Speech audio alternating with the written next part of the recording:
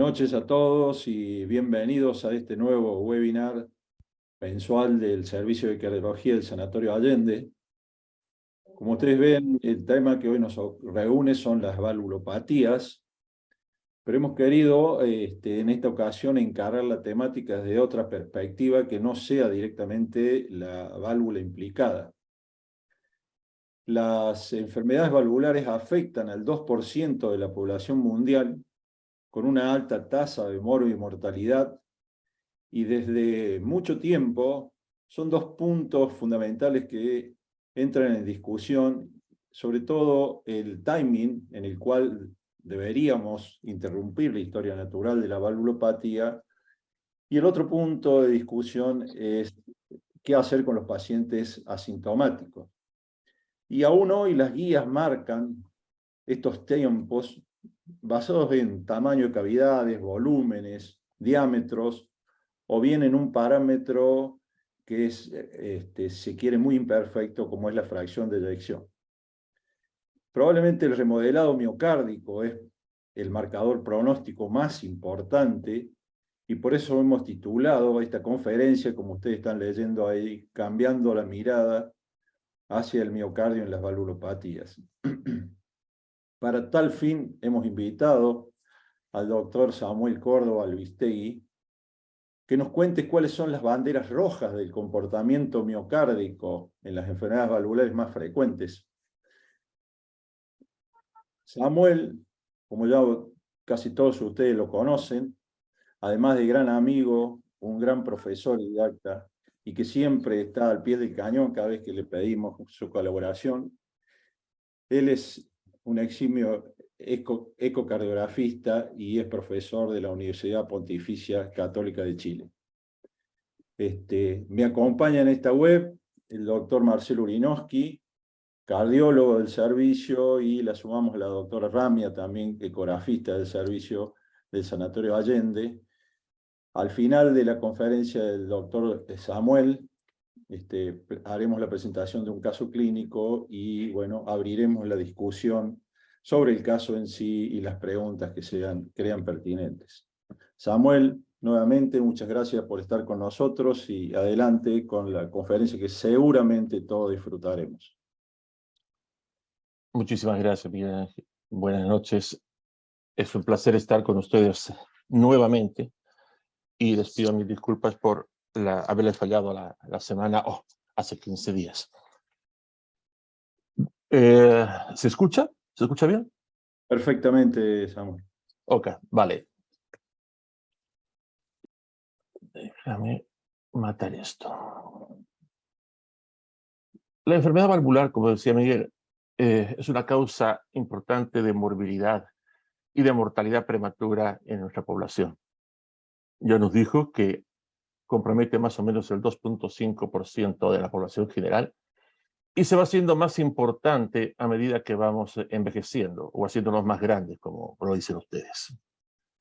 Casi el 13% de los pacientes mayores de 75 años tienen una valvulopatía moderada o severa y van a sufrir por esta patología.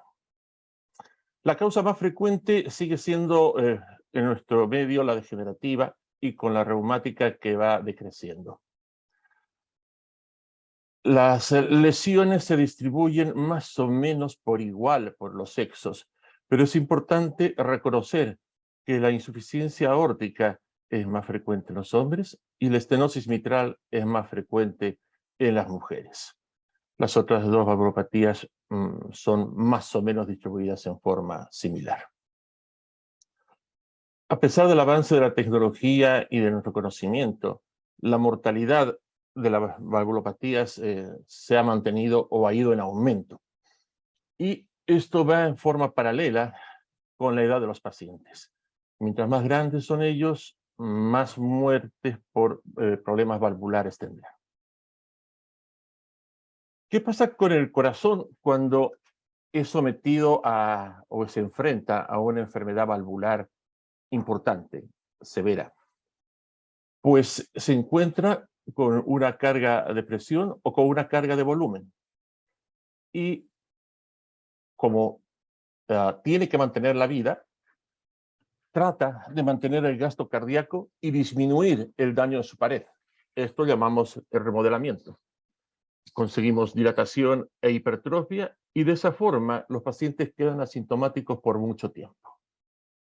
Lamentablemente, no siempre nos damos cuenta cuando empieza la isquemia subendocárdica, empiezan los corazones a llenarse de fibrosis, una fibrosis inicialmente reactiva, que en su gran mayoría es reversible. Se inicia la apoptosis y finalmente la fibrosis de reemplazo, que ya es irreversible y nos lleva a una disfunción ventricular en forma sin cambios. A esto lo llamamos un remodelamiento adverso. La idea de los nuevos biomarcadores es adelantarnos a todos los cambios que ya nos den o nos sugieran daño del miocardio. Y de esa forma favorecer la recuperación completa de nuestros pacientes, no solamente en síntomas, sino también en calidad de corazón. La primera válvula que vamos a tocar es la válvula mitral, la insuficiencia mitral severa degenerativa en este caso. Es bueno dividir esta patología en 4 grupos. Un primer grupo que está caracterizada por número 0 o 0, donde no hay compromiso del miocardio.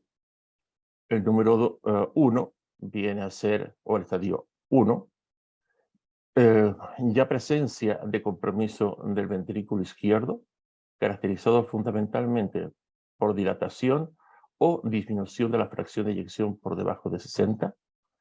El grupo 2, aparte de lo anterior, compromete ya la función auricular, con un diámetro fundamentalmente mayor a 55, o historia de fibrilación auricular paroxística. Cuando seguimos avanzando en la enfermedad, tenemos ya el grupo 3, con compromiso de la tricúspide y de la vasculatura pulmonar. Y finalmente el grupo 4, o el más avanzado, cuando el compromiso del ventrículo derecho está dado y se caracteriza por la caída del CAPSE. Todos estos grupos claramente nos dan diferencias en la mortalidad. Por lo tanto, lo ideal es empezar a trabajar con los pacientes en los estadios 1 y 2, cuando más. La fracción de eyección disminuye después de una cirugía, aun cuando ingresemos a ella con fracción de eyección normal y diámetros ventriculares normales. Cae en aproximadamente un 10%. Y esto cuando estamos hablando de fracciones de eyecciones por encima de 64 y diámetros por debajo de 37. Recordemos que nuestro umbral es el 40. Pero si somos un poquito más acuciosos, cuando dividimos los grupos, en un grupo con fracción de eyección mayor a 64 y un diámetro menor a 37, el 9% de los pacientes van a desarrollar disfunción ventricular izquierda en el postoperatorio. Eso quiere decir una caída de la fracción de eyección en más de 10 puntos o una fracción de eyección menor a 50. Si la fracción de eyección es menor a 64 o tiene un diámetro de fin de sístole del ventrículo izquierdo mayor a 37, el 21% de los pacientes desarrollarán disfunción.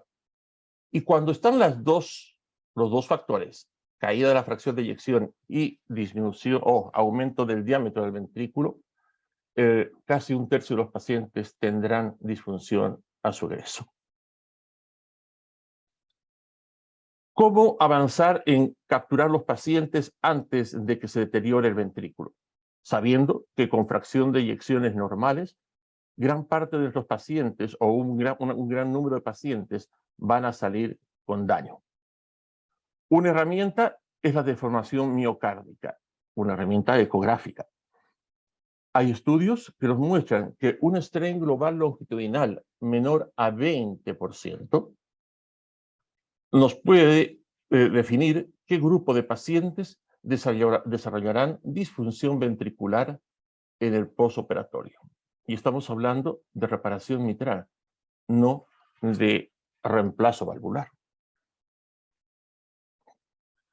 Si vemos un metaanálisis viendo o revisando el papel del strain global longitudinal en la insuficiencia mitral severa, veremos que con claridad en todos los grupos que entraron a este trabajo, el strain global longitudinal puede detectar o detecta y divide los pacientes con disfunción ventricular izquierda temprana.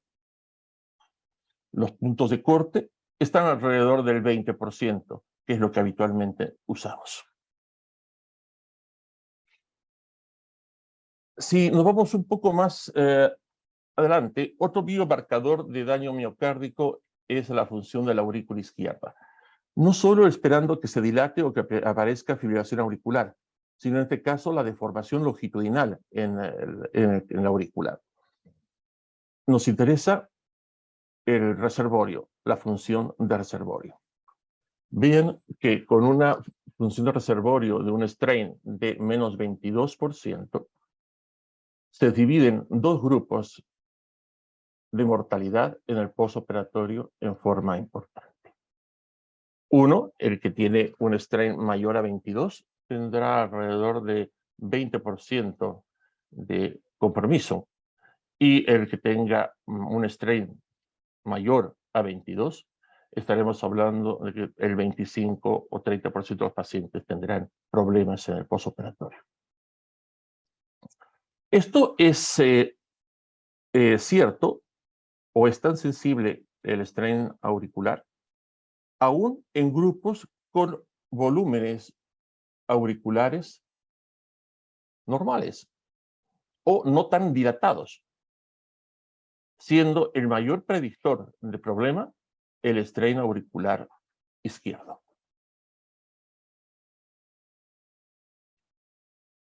Cuando analicen el strain, no analicen solamente el valor final, el valor peak, sino vean las curvas. Y en las curvas, cuando tengamos esta dispersión mecánica, veremos que el strain será capaz de separar los grupos que tengan mayor riesgo de desarrollar arritmias graves.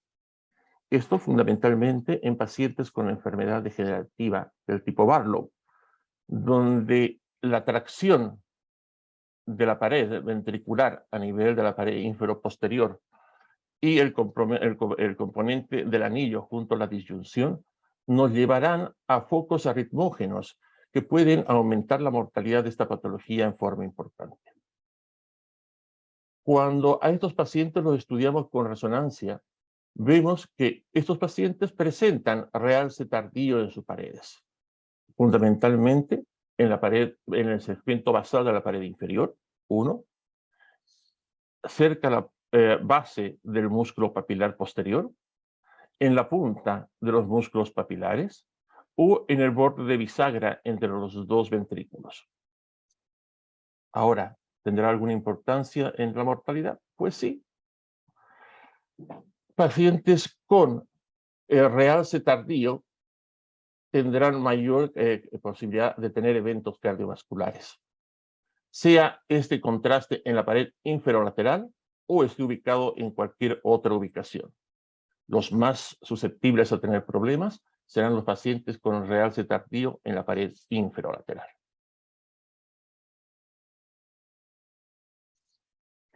La válvula aórtica. La estenosis aórtica, uno de los marcadores más importantes para predecir disfunción ventricular o mortalidad, es la caída de la fracción de eyección. Y a partir del 40% de disminución de la fracción de eyección, la mortalidad se hace exponencial. Sin embargo, los pacientes con función ventricular normal muchas veces no recuperan la función normal, no disminuye o se revierte la hipertrofia ventricular y lo que es peor, muchos pacientes no quedan libres de síntomas. En estos pacientes, cuando esperamos el momento de operarlos, esperando que sean sintomáticos, vamos deteriorando la función del ventrículo. Sin embargo, si no usamos esta técnica de deformación, es probable que no podamos pesquisar el problema. A lo largo del tiempo podrán aumentar los gradientes, aumentará la hipertrofia ventricular izquierda, la fracción de eyección puede disminuir levemente o quedar de la misma forma, o sea, quedar todavía normal. Sin embargo, en el tiempo, el strain global va disminuyendo. Este es un marcador de problemas. Un strain global longitudinal menor a 18 indicará disfunción ventricular importante que llevará a que los pacientes tengan un posoperatorio más tórpido y una mortalidad más alta en el seguimiento. Les decía, síntomas y necesidad de intervención y mayor mortalidad. Aún en pacientes con fracción de eyección por encima del 60%, el strain global longitudinal dividirá o separará aguas entre los pacientes con disfunción ventricular subclínica o precoz. Cuando veamos pacientes con fracción de eyección disminuida y pensemos que es suficiente para pensar a actuar, no lo es. Vean que el strain global longitudinal, más allá de la fracción de eyección, predice qué pacientes tendrán un mejor pronóstico y qué pacientes tendrán un peor pronóstico, los que tengan comprometido el strain.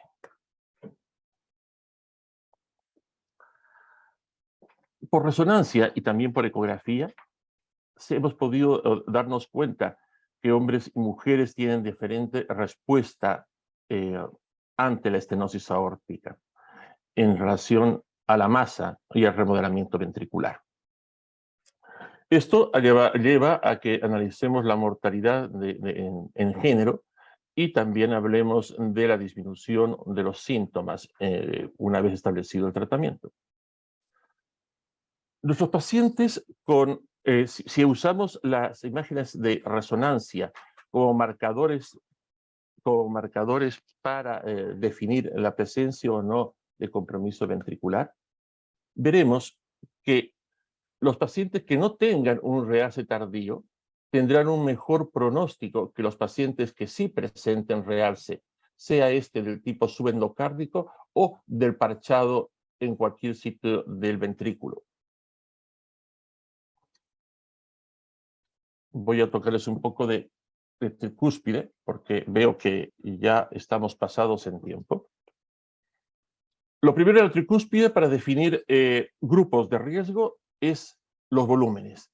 Los volúmenes de regurgitación.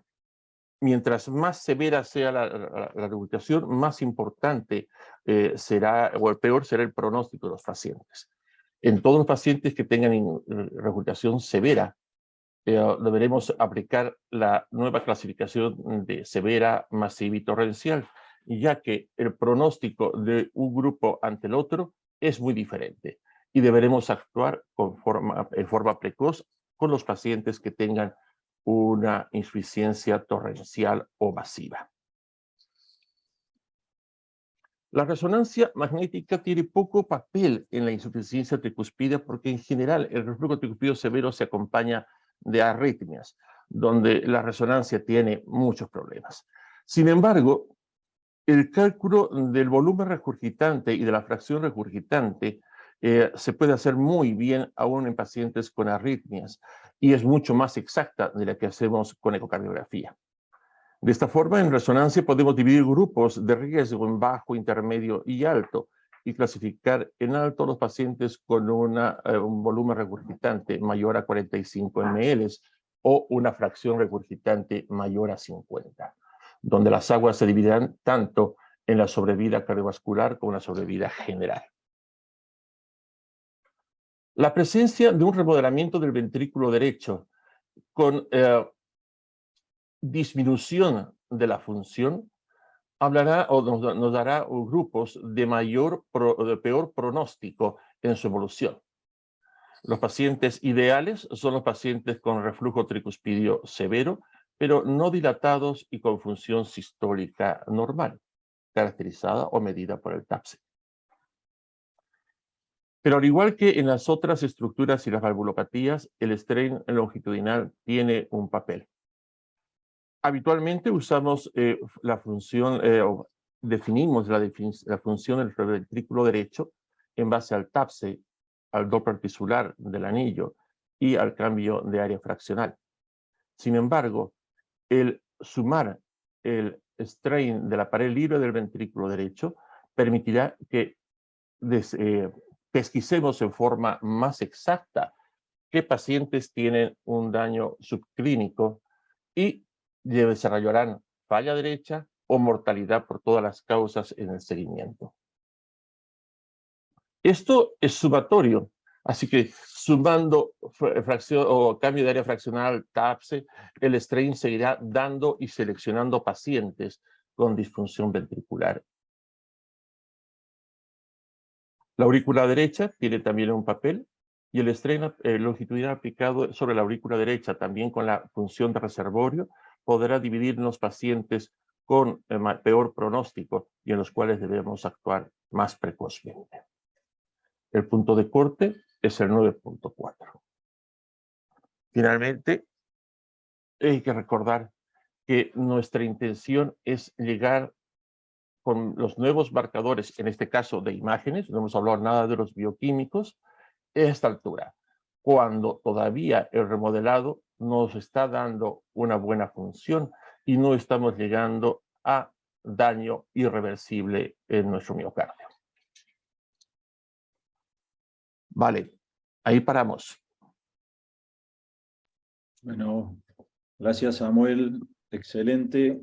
Yo creo que ha quedado en claro cuáles son estas banderas de alarma, las banderas rojas, para justamente ser lo más precoz posible, para evitar obviamente el deterioro miocárdico, que como tú dijiste, en una gran mayoría no muestra un remodelado reverso y evidentemente conspira contra la evolución de los pacientes, la calidad de vida y la mortalidad.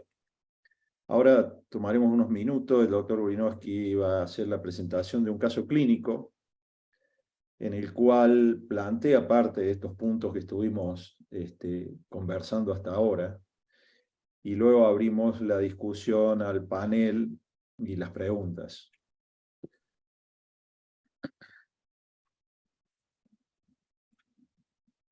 Muy bien. Se ve bien ahí, ¿no? Perfecto, Marce. Muy bien, excelente presentación, doctor Córdoba, muy lindo. Vamos a presentar un caso clínico de lo más frecuente. No nos vamos a extender en tantos casos para que podamos abrir la discusión también. En este caso vamos a presentar una paciente con estenosis aórtica, una mujer de 60 años, con antecedentes de hipertensión arterial, controlada con bisoprolol, asintomática, sedentaria, médica, ella también, con un examen clínico que no aportaba mucho, la presión arterial estaba normal y con hallazgos característicos, un F1 disminuido y un soplo sistólico 3/6 con irradiación al cuello. Tenía como antecedente o como estudios previos un electrocardiograma con un bloqueo de completo de rama derecha y traía una ergometría en la cual tenía una reserva, se había hecho con una reserva coronaria del 100%, con 10 METs y una curva tensional normal. Estos son los videos de la parte bidimensional. Acá vemos en la primera pantalla que se está moviendo, es un eje largo paraesternal, en la cual se puede apreciar una válvula aórtica que está disminuida la apertura, francamente.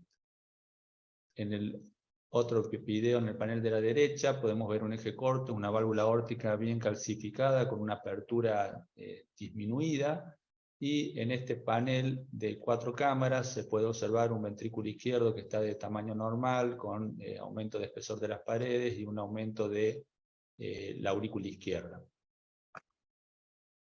En este estudio lo que se pudo ver es que teníamos una función ventricular conservada, una fracción de eyección normal, con un strain longitudinal que estaba en menos 20%, la hipertrofia ventricular y la dilatación de aurícula que mencionamos recién, la calcificación severa de la válvula aórtica con gradientes significativamente aumentados, tenía una velocidad pico de 4.8 prácticamente metros por segundo, con un gradiente medio de 55 y un área valvular indexada de 0.4 centímetros cuadrados por metro cuadrado. con una presión sistólica de la arteria pulmonar en 37 milímetros de mercurio. La pregunta que surge siempre en estos pacientes con estenosis aórtica severa sintomática con una función ventricular preservada es si debemos realizar algún seguimiento clínico y por ecocardiograma solamente a largo plazo y ver cuándo es el tiempo quirúrgico por estos valores, por función ventricular, etcétera, o el strain, o si disponemos de algún otro método que es en parte lo que comentó recién el doctor Córdoba, que puedan sugerir de realizar un reemplazo valvular más temprano.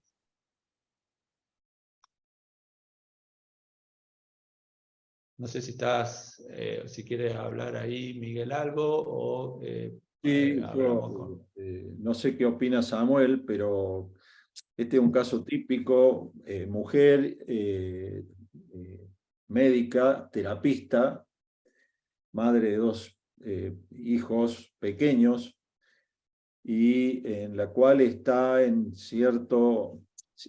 estos parámetros que acabamos de discutir, una fracción de eyección de 60%, y después sería esta una pregunta que le haría a Samuel, si él no cree, ya que estamos aquí, después seguimos con el caso hacia adelante, sino aún las guías nos están marcando 50%, pero como tú mostraste en la curva esta inicial, donde claramente dividieron los pacientes con fracción de eyección entre 60 y 70, entre 50 y 60 y menos de 50, y la evolución de los pacientes que estaban por encima de 60 era mucho mejor que en aquellos incluso entre 50 y 60. O sea, creo que, ¿qué opinas vos? Y si las guías no deberían cambiar hoy, al igual que en la insuficiencia mitral, para una fracción de 60%, ya por debajo del 60%, decir que existe deterioro de la función ventricular y hacer algo con estos pacientes. No sé, ¿cuál es tu opinión, Samuel?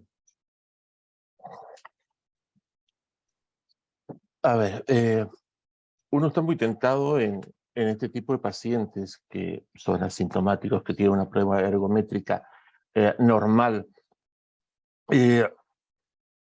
con una fracción de eyección buena, un strain bueno, sin hipertensión pulmonar, bueno, mirarlos, observar. ¿Por qué el observar? Acá hay que conocer su medio y uno tiene que saber si la pastilla que voy a usar con ese paciente es realmente tan efectiva como lo dice la literatura. Si fuera un medicamento, diríamos que, bueno, no estamos con Tyrone David ni está Cosgrove operando, pero tenemos un bioequivalente en nuestro servicio. Pero nuestro bioequivalente tiene los resultados que tienen la gente de centros de alto nivel y alto volumen. Eso lo tenemos que responder cada uno de nosotros cuando tomemos decisiones de nuestros pacientes. Porque si vamos a ofrecerle a una paciente una mortalidad perioperatoria elevada, que sea mayor a la que yo espero de la enfermedad natural en estas condiciones, no le estamos haciendo ningún favor. Bien. ¿Querés? Sí, en realidad acá no lo puse, pero dentro de los estudios que hicimos después, también hicimos un ecocardiograma con ejercicio que mostró la misma reserva coronaria con una muy buena curva tensional, sin aumento significativo en ese momento de la presión de la arteria pulmonar y con gradientes que tampoco se habían elevado en forma significativa, digamos, durante el ejercicio. También tenía un péptido natriurético que estaba normal, dentro de rangos normales. Ahora, sí. perdón, como hablaba en la presentación, pero creo que lo hice muy rápido y no resalté algunos problemas. En las guías, la fracción de eyección de 60% es adecuada como número, pero recordemos que los pacientes de sexo femenino, las mujeres no son hombres chicos. Una fracción de eyección de 60% para una mujer es más mala que 60% en un hombre. Por lo tanto, uno tiene que mirar a esta persona con el 60% con cuidado. Con cuidado. Bien. Jorge, ¿estás en línea? Jorge Paulazo. Si no, lo presentamos. Sí, sí, estoy. Bueno, Jorge Paulazo es también médico del servicio y es staff en imágenes, y él encargado en la parte del sanatorio del Cerro, digamos, de resonancia magnética y tomografía, y hace ecografía también como técnica no invasiva, y él es el que ha realizado este estudio. Jorge, ¿querés aportar? Bien, lo que vemos en este caso, en esta paciente, lo que hicimos primeramente hacer un score de calcio para cuantificar el monto de calcificación que tenía la válvula, que en este caso de un valor significativo, y luego lo que hicimos, teniendo el antecedente que probablemente iba a ser una paciente que iba a ir a cirugía, se hizo la angioTAC para valorar un poco lo que es raíz aórtica, y intentamos lograr ver coronarios, pero creo que en este caso no se logró debido a la frecuencia cardíaca que manejaba la paciente. Pero bueno, acá el dato que más tenemos que destacar es el score cálcico que tiene la válvula aórtica, que es significativo para una mujer de su edad, que es un punto más que suma en esto de los pacientes con estenosis aórtica severas asintomáticos que están ahí en los grises. Bien. ¿Esto te inclina, Samuel, la balanza más para el lado de cirugía o no? Lo que me inclina es a ser más cuidadoso, porque va a ser de los pacientes que desarrollan rápidamente o síntomas o disfunción. Pero no me acelera a tomar decisiones, sí a ser más precavido y a seguirlo más de cerca. Sí, sumado a lo que dice Samuel, sobre todo en la calcificación en las mujeres y lo que muestran intensa calcificación, han demostrado un cambio de los gradientes, o sea, una progresión un poco aleatoria y más rápida que aquellos que no muestran intensa calcificación, o sea que habría que estar muy a las expectativas, y en base a lo que dijo también Samuel, la fibrosis que experimentan las mujeres es distinto al cambio apoptótico que presentan los hombres, y eso está ya probado. Y la otra cosa, en nuestra decisión también, no es lo mismo un paciente asintomático con estenosis aórtica crítica que tenga o no enfermedad coronaria, y creo que eso también tiene que entrar en la balanza de los pacientes asintomáticos. No es lo mismo un asintomático con estenosis aórtica sola a que tenga enfermedad coronaria asociada. Entonces... ¿Qué puede Sí. inclinarme a tomar una decisión como la cirugía en este paciente o en esta paciente? Que sea del servicio público y que tenga el control y no sepa cuándo realmente va a tener un espacio y pueda perderse, y si la cito en 6 meses y llega en año y medio y ya está disfuncionante, he hecho una mala medicina. Si es un hospital público, probablemente me incline a intervenir ya. Pero si la tengo cerca y puedo observarla en cualquier momento, la observo. ¿Qué haría? Le pediría otros biomarcadores. Pediría troponina y vería BNP. ¿Querés continuar? Yo tenía una pregunta para el doctor. Dale, Lucy. ¿Qué tal, Samuel? Muchas gracias por Hola. la presentación. Mucho gusto. A ti las gracias. Yo quería saber qué rol le otorgabas a la resonancia magnética en este caso, porque bueno, sabemos que hay múltiples trabajos, digamos que previo a que se produzca el realce tardío y la fibrosis y el desarrangement de las fibras, digamos, comienza primero la hipertrofia ventricular y el aumento del volumen extracelular, ¿sí? Si tuviéramos un volumen extracelular sin aumentado o bastante aumentado, sin realce tardío, por un lado, y por otro lado, el rol de, que hablan ya muchos papers, de la afectación paravalvular, como en este caso, ya tener dilatación de la aurícula izquierda significativa e hipertensión pulmonar en reposo, aunque no tenga hipertensión pulmonar en el ejercicio. Gracias por la pregunta. Estoy absolutamente de acuerdo contigo en lo que es realce tardío y el grado, o lo que es fibrosis no localizada. Hablemos que la localizada o realce tardío es en general la irreversible. En Claro. cambio, la difusa, cuando aumenta la matriz, es en general reversible, cuando hay más celularidad. Cuando aumenta solamente la matriz, estos pacientes no van a revertir en gran medida su función o su masa, y van a quedar con disfunción diastólica probablemente, por lo tanto con síntomas. Ahora, si no tiene realce tardío, fantástico. Si lo tiene, bueno, nos ayuda a tomar la decisión de sí acelerarnos. Pero el que no lo tenga, no me dice actúa antes de que aparezca. Está bien.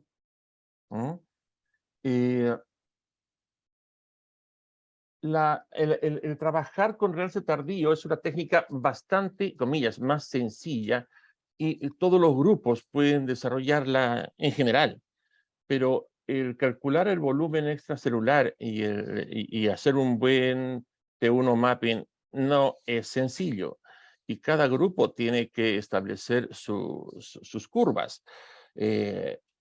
Y no sé si con el volumen que tenemos de estenosis aórtica, hay algún grupo que pueda desarrollar esta técnica con gran solvencia. No sé qué opinan ustedes, que hacen más resonancia que la que hago yo. Jorge. No sé si quieren. Nosotros, digamos, en los dos centros en los que trabajamos con resonancia, en uno disponemos de la técnica y en el otro no. Y bueno, es como decís vos, estamos haciendo nuestra curva, ya llevamos un par de años haciendo la medición de volumen extracelular. Y bueno, la verdad que en este paciente no se pudo realizar porque se hizo en el centro justamente que no está el software disponible. Bien. Esta es la imagen, le hemos pedido una resonancia magnética. Ahí Jorge, está muteado Jorge. Bueno, como comentó Jorge, no le pudimos hacer, digamos, volumen extracelular, solamente se evaluó si tenía fibrosis. En estas son imágenes inicialmente que muestran, bueno, la función ventricular conservada, lo que vimos inicialmente en la ecografía también. A ver, ahora no me corren las imágenes, pero porque justo se salió, pero ahí lo pongo de vuelta. Bueno, básicamente se veía la función conservada. La imagen siguiente se puede ver, acá se puede ver, bueno, la dilatación en parte de la raíz de aorta, algo de insuficiencia aórtica asociada, la función ventricular que está normal, la válvula aórtica que es tricúspide. Y en estas son las imágenes para evaluar si tenía fibrosis, si no se observan áreas de fibrosis.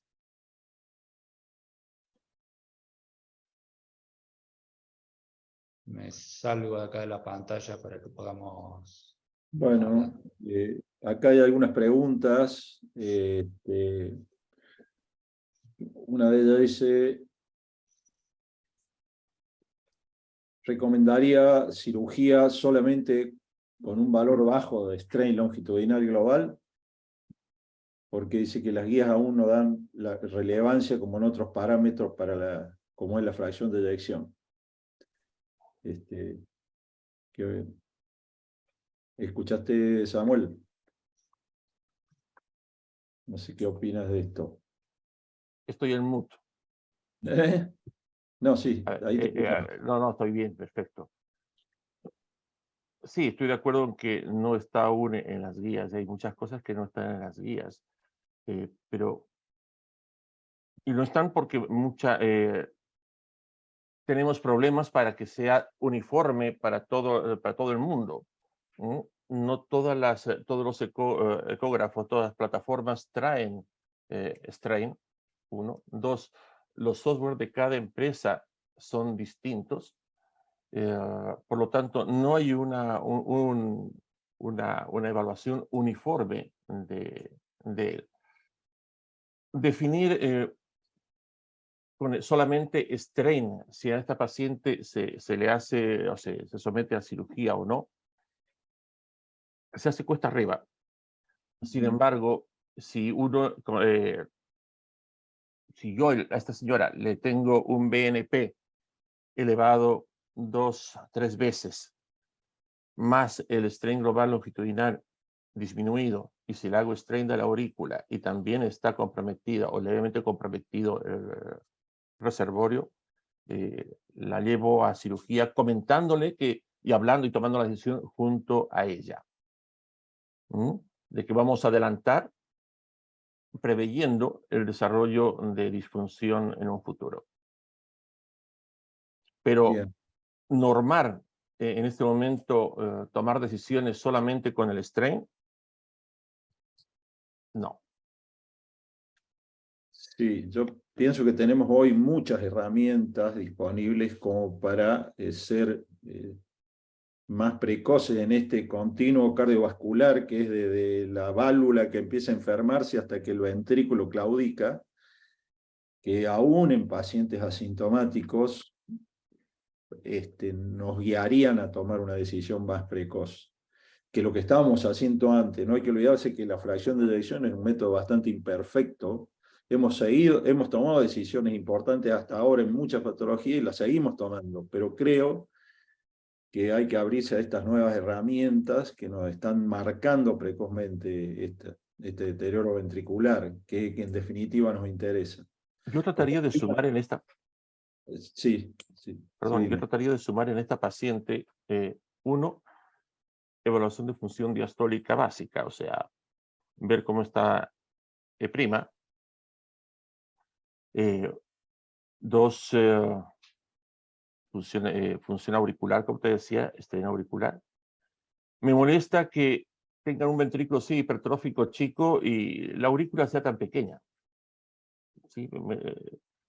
En el eco, tú ves mucho movimiento de las paredes y un ventrículo izquierdo muy activo. Algo que no se acompaña o no va en general con estenosis aórticas tan severas como te sale en el cálculo. Y en el escáner, fue el escáner que mostraste el eje corto de la válvula aórtica, la válvula se abre, no tiene 0,4 por metro cuadrado.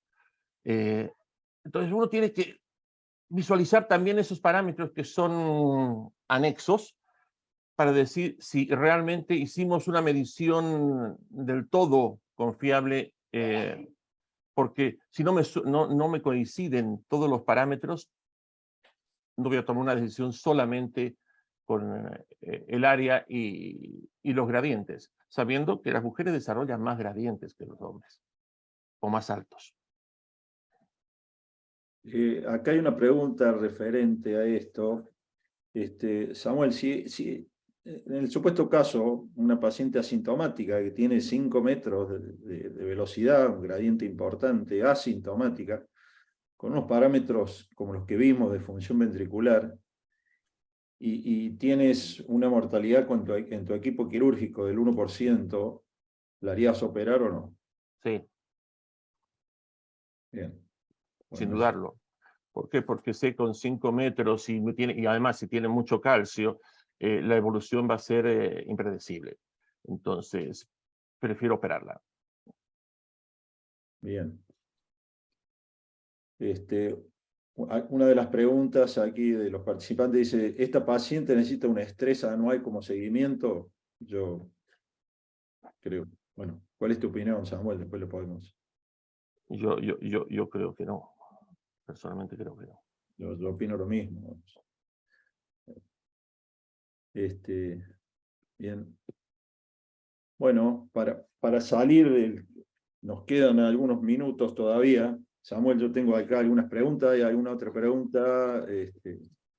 Luciana, Marcelo, Eddie, ¿alguno? Si no, yo tengo algunas preguntas aquí.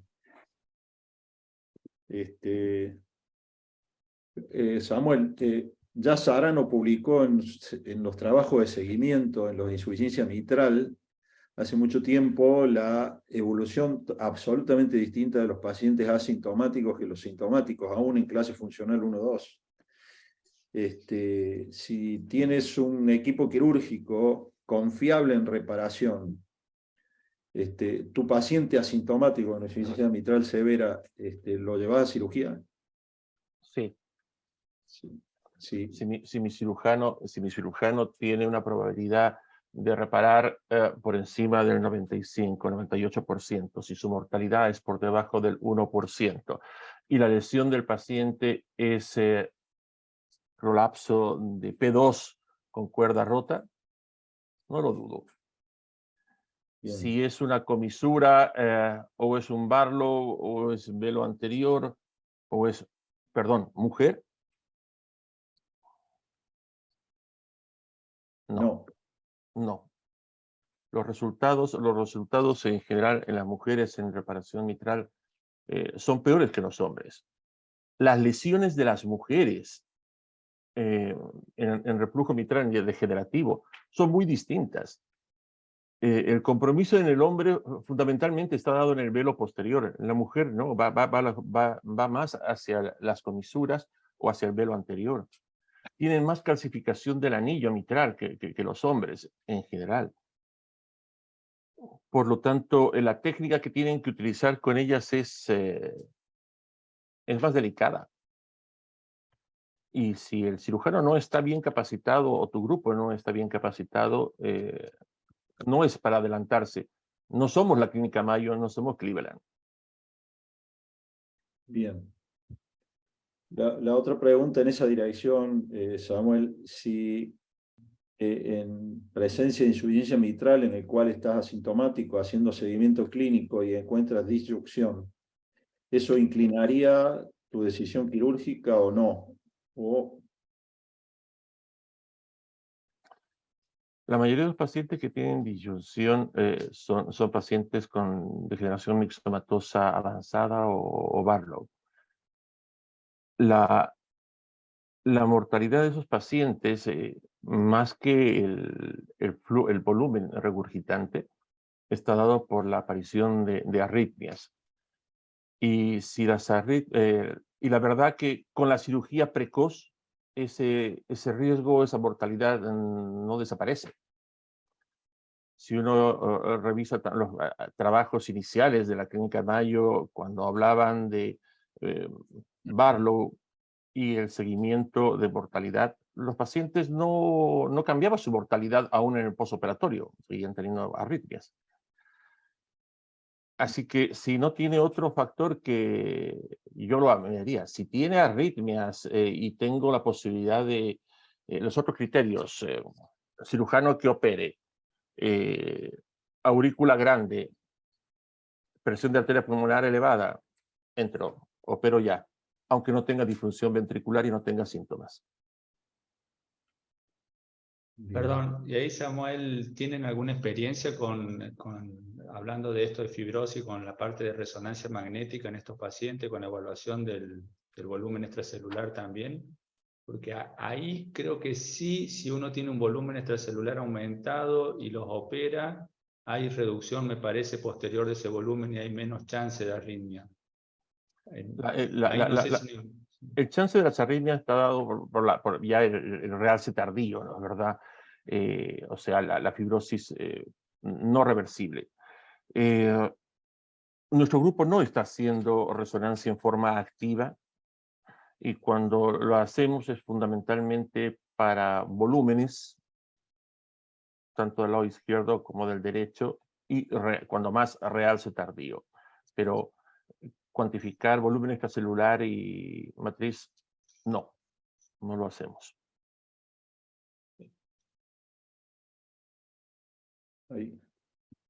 ¿Alguna otra pregunta? Volviendo un poco al caso que presentaron recién, es interesante porque a pesar de que toda la información que nos aportó en su charla el doctor Córdoba de marcadores que claramente están mostrando que apenas aparecen si uno ya los usa para intervenir más tempranamente, en teoría mejoran el pronóstico, e inclusive sin usarlos siquiera, ya tenemos algunos estudios randomizados chicos con metaanálisis que sugieren que cuando se intervienen tempranamente estos pacientes con estenosis aórtica severa asintomática, da la sensación que andan mejor que esperar. Es como que tenemos información, pero todavía nos está costando meterlo en la práctica clínica. Creo que en este paciente, por ejemplo, paciente de 60 años, paciente que está asintomático y todo, pero es como que no me parece que lo estemos haciendo en la clínica de mandar al paciente tan rápidamente a cirugía y estamos esperando a que tenga síntomas, estamos esperando a que el BNP aumente. En mi práctica, por lo menos cuando el BNP aumenta, prácticamente se correlaciona muy directamente con síntomas. Raramente he visto un BNP aumentado o que empiecen a aumentar sin que se correlacione muy rápidamente con síntomas. Sí que la pregunta a todos es, en la práctica de ustedes, a pesar de la información que estamos teniendo, ¿tienen casos frecuentes de haber mandado pacientes a cirugía estando asintomáticos? O lo estamos viendo, pero es como que todavía estamos esperando que aparezcan en las guías para hacerlo. Yo no te diría que estamos esperando las guías. Vamos tomando decisiones en el camino paciente a paciente. ¿Para qué uso el BNP? Lo mismo que para ergometría, para desenmascarar estos pacientes que son sintomáticos u oligosintomáticos, pero niegan sus síntomas. Entonces trato de buscar una herramienta más para inclinarme a operar. Si el paciente tiene los criterios que habíamos hablado morfológicos de calcio muy importante, tenemos velocidades muy altas, tenemos hipertrofia ventricular izquierda importante, voy a operarlo. Si tiene más de 5 metros de velocidad, si tengo una calcificación severa, lo voy a hacer. ¿Quiénes son los que están en el limbo? Son estos pacientes que son realmente asintomáticos, que no tienen BNP elevado, que tienen una aurícula pequeña. A esos pacientes los voy a mirar, los voy a seguir. Ahora, sí, como te digo, mi decisión, si yo puedo seguir a ese paciente de cerca, lo voy a hacer. Pero si sé que ese paciente puede perderse y no lo voy a ver de acá a 1 año o 2, lo opero antes. Siempre y cuando el bioequivalente a los grandes trabajos esté en mi equipo. O sea, siempre y cuando la realidad de tu grupo quirúrgico sea ofrecerle al paciente menos morbimortalidad que la que tiene su patología. Bien. Esta paciente, si les dice quiere una TAVI, Es una buena pregunta. lo dijo, Bueno, ¿no? ¿Lo pidió no, ella? ¿No? ¿O no? No pidió un TAVI. Por la edad, bueno, terminó operándose por decisión propia, médica, terapista, con conocimiento de la situación, y terminó operándose reemplazando la válvula. Anduvo muy bien. Pero sí, es una buena pregunta. Si vos me las preguntas a mí si ella hubiera ofrecido eso, yo en mi opinión, me hubiese opuesto a un TAVI. Primero porque es mujer, segundo, tenía un anillo pequeño, me parece, pierde una supuesta posesibilidad de valve-in-valve a futuro, y bueno, entonces creo que lo más indicado en ella es el reemplazo si se decidía cirugía, ¿no?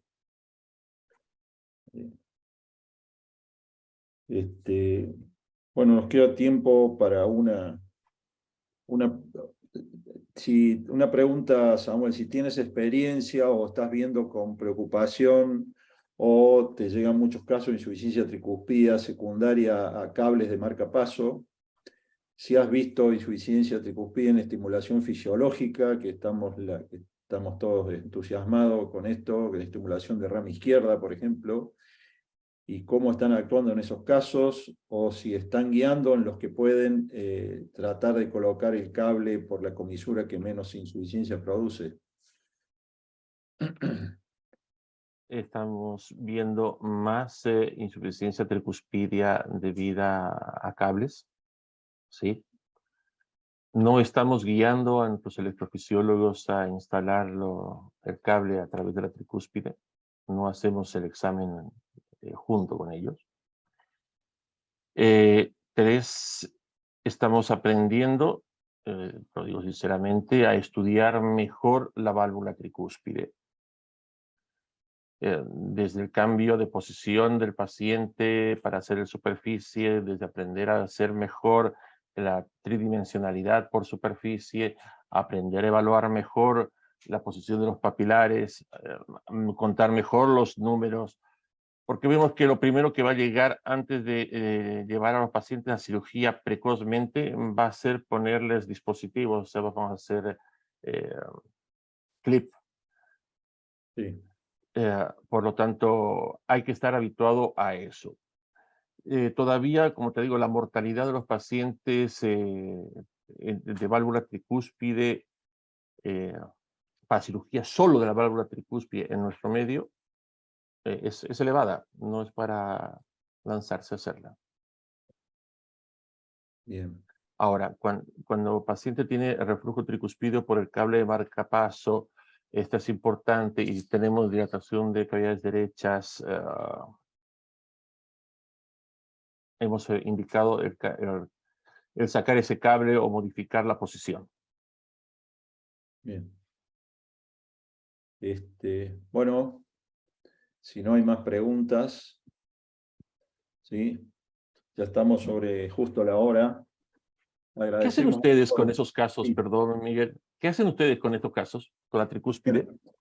Bueno, justamente la razón de la pregunta, porque tuvimos un caso reciente en el cual la paciente estimulada desde el ápex del ventrículo derecho produjo disincronía con insuficiencia cardíaca, entonces optó por reubicar el cable y hacer una estimulación fisiológica a partir de la rama izquierda, y eso generó una insuficiencia, ya no de sincronía, sino generó una insuficiencia tricuspide, porque evidentemente poner el cable estimular, si bien estamos entusiasmados con la estimulación fisiológica, termina aplastando la valva septal de la tricúspide y generó una insuficiencia tricuspidia muy importante que la llevó a la paciente a estar cada 10 días de internación con insuficiencia cardíaca derecha y mal tolerada.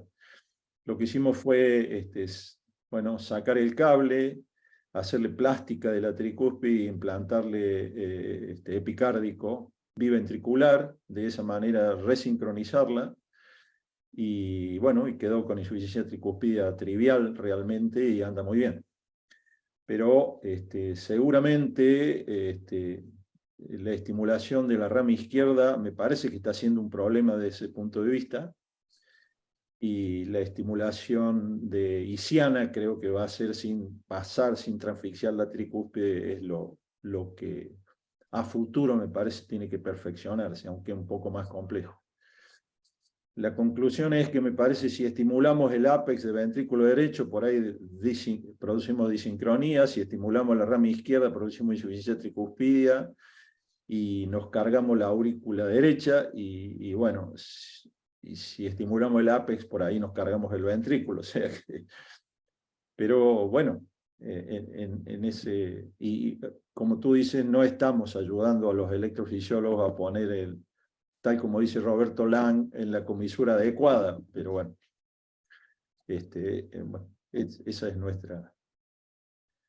Pero estamos viendo lo mismo, ¿no? Insuficiencia tricuspidia que hoy están, a la larga terminan siendo importantes y con clínica en los pacientes.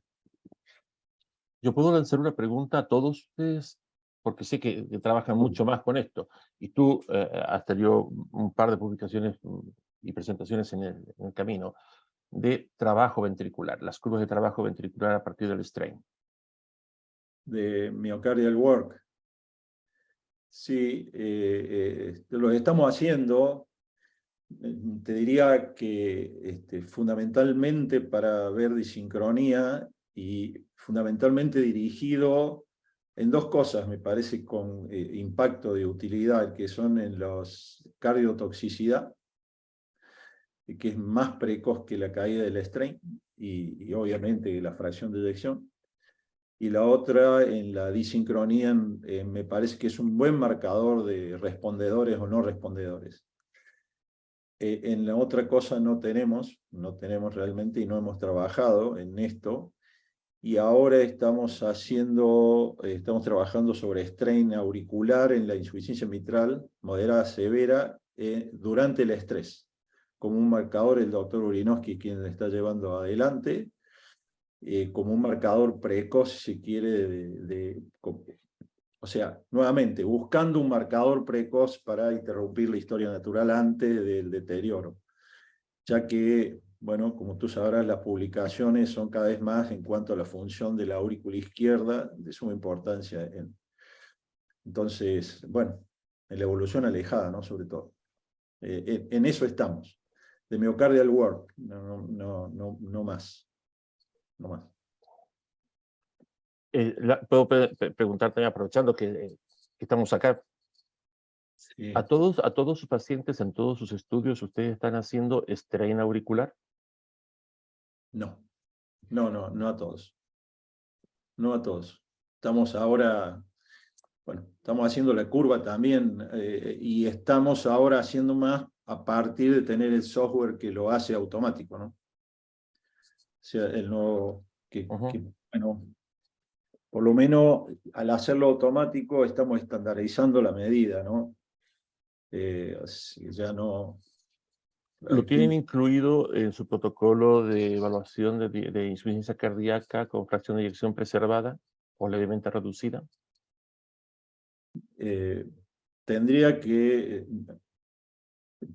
como incluido en el protocolo, creo que no, pero estamos en un trabajo de enrolar pacientes para la Federación de Insuficiencia Cardíaca con Fracción Preservada, que no sé si está incluido en el protocolo. ¿Vos recordás algo de eso, Marcelo? De los pacientes que piden nosotros.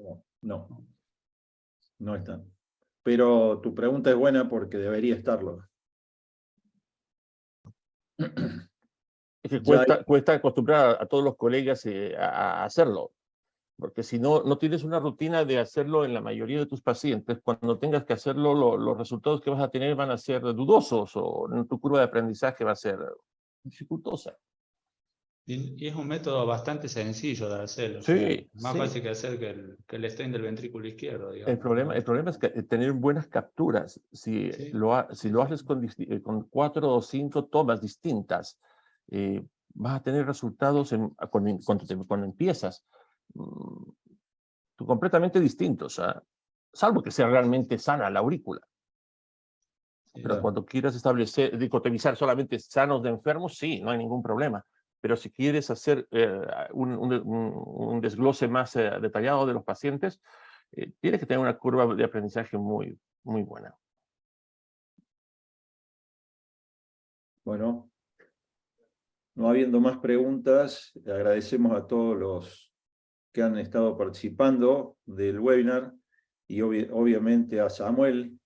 Nuevamente, Samuel, muy bueno y muchas gracias como siempre y esperando encontrarnos en presencial, ya que no pudimos hacerlo en Mendoza en algún momento. Vamos a tener que hacerlo en Córdoba o en Santiago. Bien, y estás invitado obviamente a visitarnos. Muchas gracias por la invitación y muy buenas noches. Gracias. Adiós a todos. Chao, muchas gracias. Chao, Samuel, gracias, muy amable.